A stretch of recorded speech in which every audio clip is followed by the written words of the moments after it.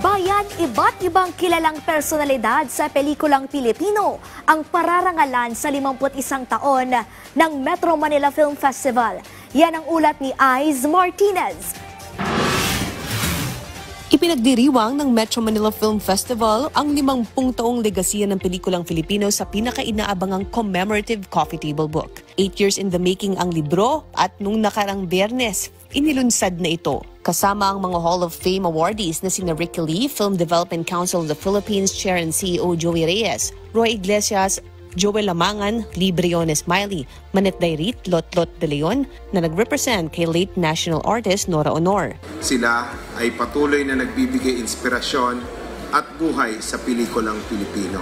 Kabilang din sa awardees sina Judy Ann Santos and Erickson Navarro dahil sa pagtanggap ng 3 higit pang mga parangal sa parehong kategorya katulad ng Best Actress at Best Production Design respectively. Featured sa mga pahina ang mga behind the scenes ng mga successful na pelikula ng festival at mga award-winning na mga artist tulad ni Nora Honor, Dolphy, Hilda Coronel, Vic Soto, Fernando Poe Jr., Vice Ganda, Cesar Montano, Marian Rivera at Dingdong Dantes at marami pang iba.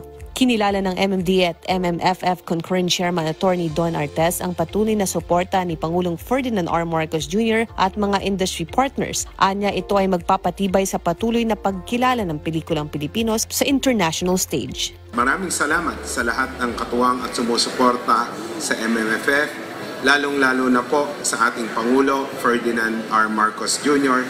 at unang ginang Lisa Araneta Marcos.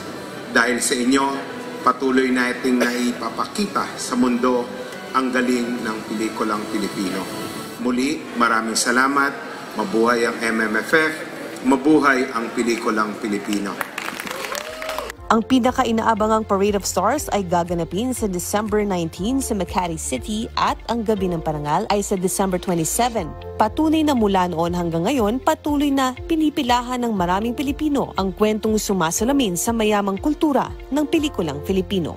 Ice Martinez para sa Pambansang TV sa Bagong Pilipinas.